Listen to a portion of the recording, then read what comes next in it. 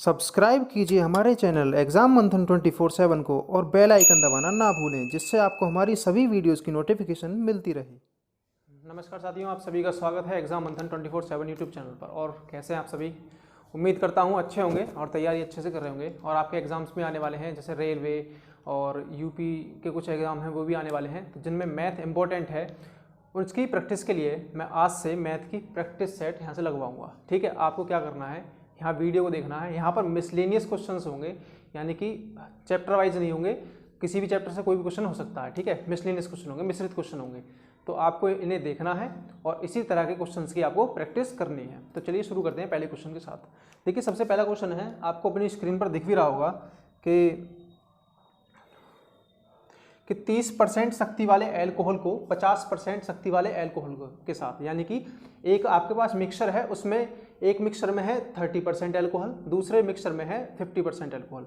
अब उसने कहा है कि इन दोनों को, यानी दो बर्तन है आपके पास, एक बर्तन ये है और एक बर्तन आपके पास ये है, यहाँ पर 30% ऑफ एल्कोहल या 50%, तो इन दोनों को किस रेशियो में मिला जाए, यानी किस रेशियो में मिला जाए कि दोनों का जो मिक्सचर है वो टोटल यहाँ जो आई तीसरे बर्तन में, उसमें 35% जो हो वो एल्कोहल हो। दूसरी चीज़ कुछ भी हो सकती है, पानी हो सकता है, ठीक है, कुछ भी। तो आपको इस तरह से मिलाना है। तो इस वाले क्वेश्चन में आप किस तरह से करोगे, 30% आपने यहाँ लिखा, 50 आपने यहाँ लिखा और 35 आपने यहाँ बीच में लिखा। मिक्सचर एंड एलिगेशन से हम करेंगे। मिक्सचर एलिगेशन मेथड से आप इसे करोगे तो देखो, यहाँ 50 में से 35 घटाओगे तो आपका आएगा यहाँ पर 15। ठीक है, 30 में से 35 घटाओगे -5, यानी कि 5 लिख दो, 35 में से इसे हम 30 घटाएंगे। अब यहाँ इनका ये रेशियो आ गया। रेशियो को अगर फर्दर सॉल्व करेंगे तो यहाँ पर 3:1, तो आपका जो ऑप्शन होगा इसमें वो ऑप्शन है बी, राइट आंसर 3:1, यानी कि इसके 3 अनुपात, यानी इसमें से अगर हम 3 लीटर लें और इसमें से हम 1 लीटर लें और इसको मिला दें, इन दोनों को मिला दें, तो हमारे पास जो मिक्सचर मिलेगा वो 35% एल्कोहल वाला मिलेगा। ठीक है, तो ये क्वेश्चन होगा आपका इस तरह से। चलते हैं अब नेक्स्ट क्वेश्चन की तरफ। ये सारे क्वेश्चन किसी न किसी एग्जाम्स में आए हुए हैं, ठीक है, तो आपको इनकी प्रैक्टिस करनी है और देखना है। दूसरा क्वेश्चन है आपका, किसी हौज को भरने में सामान्यतः 8 घंटे लगते हैं। देखिए, एक टंकी है, उसे भरने में 8 घंटे लग रहे हैं और इसकी तली में एक रिसाव है, यानी कि एक लीक है, वहाँ पे लीक हो रहा है, छेद है, उसकी वजह से इसे भरने में 2 घंटे एक्स्ट्रा लग रहे हैं। यानी कि मैं कहूँ कि ये कोई नल है, वो इस हौज को भर रहा है 8 घंटे में। ये कोई हौज है, यहाँ पर इसे ये भर रहा है पूरे को 8 घंटे में, और यहाँ पर एक छेद है। अगर एक छेद हो जाए तो इसे भरने में आपके अब 10 घंटे लगते हैं, यानी कि 2 घंटे फालतू। तो अगर हम रिसाव को बी मान लें, मैंने उसको टंकी मान लिया, छेद ना होकर मैंने उसको टंकी मान लिया, उसे हमने खोल दिया तो उससे पानी निकलेगा, तो हम रिसाव को टंकी बी मान लेते हैं। और ए के साथ मिलकर, यानी ए जो टंकी है इसके साथ मिलकर ये दोनों कितनी देर में, 10 घंटे में भर पा रहे हैं। तो आपको यहाँ करना क्या है, टाइम एंड वर्क वाले मेथड से आपको सोल्व करना है। इनका एलसीएम लोगे तो वो आएगा 40 और इनकी एफिशिएंसी निकालोगे तो ए की एफिशिएंसी यहाँ डिवाइड करोगे तो ये 5 और यहाँ से डिवाइड करोगे तो ये आएगी आपकी 4। तो आप देख पा रहे हैं ए की जो एफिशिएंसी है वो है 5 यूनिट, यानी 1 घंटे में वो 5 यूनिट पानी भर रहा है टंकी में। और बी जहाँ हमने चालू कर दिया, यानी कि छेद जो है उसकी वजह से अब 1 घंटे में 4 यूनिट पानी इस टंकी में जा रहा है, तो इसका मतलब 1 यूनिट पानी कम हो गया। तो बी की अगर एफिशिएंसी अगर हम देखें तो कितनी आएगी, 1। अब बी की एफिशिएंसी है 1, और अगर ये टैंक पूरा भरा हुआ है, इस टैंक को हमने पूरा भर दिया, तो इसे खाली करने में कितना समय लगेगा, यानी कि 40। टोटल वर्क कितना है, ये हमारा हमेशा टोटल वर्क आता है, जो हम एलसीएम से निकालते हैं वो हमारा हमेशा टोटल वर्क आता है। टोटल वर्क को इसकी एफिशिएंसी से डिवाइड करेंगे तो आपके पास आएगा 40 घंटे। ठीक है, तो आपका जो ऑप्शन होगा वो होगा option number D, correct answer 14 are. अब चलिए अब क्वेश्चन करते हैं नेक्स्ट। मिसलेनियस क्वेश्चन है, आपको इन ध्यान से देखें, हर एक क्वेश्चन अपने आप में एक अलग प्रकार का क्वेश्चन होगा, क्योंकि ये किसी न किसी पेपर से उठाए हुए हैं। देखिए, अगला क्वेश्चन है, यदि किसी वर्ग की प्रत्येक भुजा को 10% बढ़ा दिया जाए। एक वर्ग है हमारे पास, उसकी हर एक भुजा को हमने 10% बढ़ा दिया, तो उसके क्षेत्रफल में परसेंटेज इंक्रीज कितना होगा। देखिए, 10%, आप सभी जानते हैं 10% की फ्रैक्शन कितनी होती है, 1/10। यदि मैं वर्ग की भुजा को 10 मानूं, मैंने 10 यूनिट माना, इनिशियल जो है वो आपकी 10 यूनिट है, तो उस पर जो वृद्धि हुई 10%, 10 का जो 10% है, इस 10 का 10% जो होगा वो ये होगा 1। तो यानी कि इस 10 में अगर 1 बढ़ जाए तो वो कितना हो जाएगा 11। ये 10% वृद्धि के साथ इसकी भुजा हो गई। यानी कि अगर कोई वर्ग था हमारे पास, उसकी भुजा 10 थी, इसकी चारों भुजाएं 10 होंगी, वर्ग है, तो अगर इसकी प्रत्येक भुजा में 10% की वृद्धि कर दी जाए तो इसका मतलब क्या होगा, जो नया वर्ग बनेगा वो 11 भुजा वाला बनेगा, 11 सेंटीमीटर या फिर 11 मीटर, जो भी 11 यूनिट होगी। ठीक है, तो हम क्या करते हैं, 10 से इसकी जो भुजा हुई वो 11 हो गई।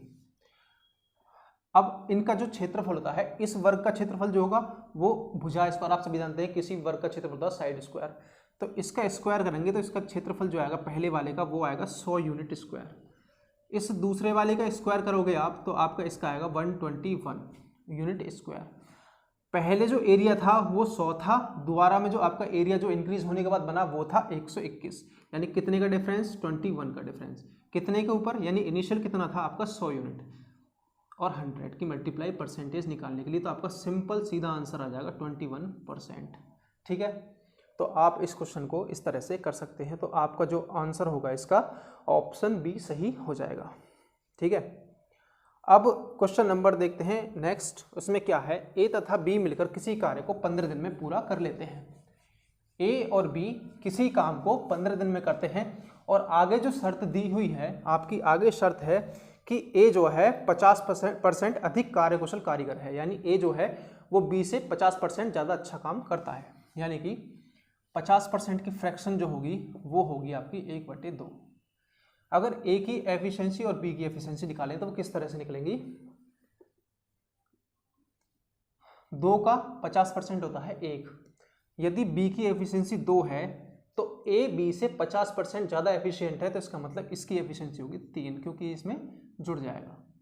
ठीक है, इसकी एफिशिएंसी कितनी फालतू है ए की, इस बी की एफिशिएंसी से 50%, यानी कि 1 यूनिट एफिशिएंसी इसकी फालतू है, और ये दोनों मिलकर इस किसी काम को 15 दिन में करते हैं।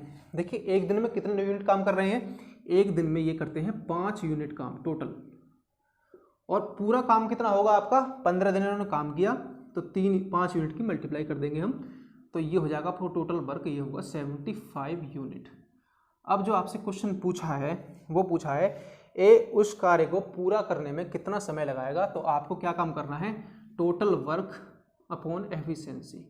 एफिशिएंसी किसकी, जिसका भी आपसे टाइम पूछा जाए, यानी कि ए का पूछा जाए तो ए की एफिशिएंसी अपॉन में, और बी का पूछा जाए तो बी की एफिशिएंसी अपॉन में, यानी दोनों का पूछा जाए तो दोनों की एफिशिएंसी।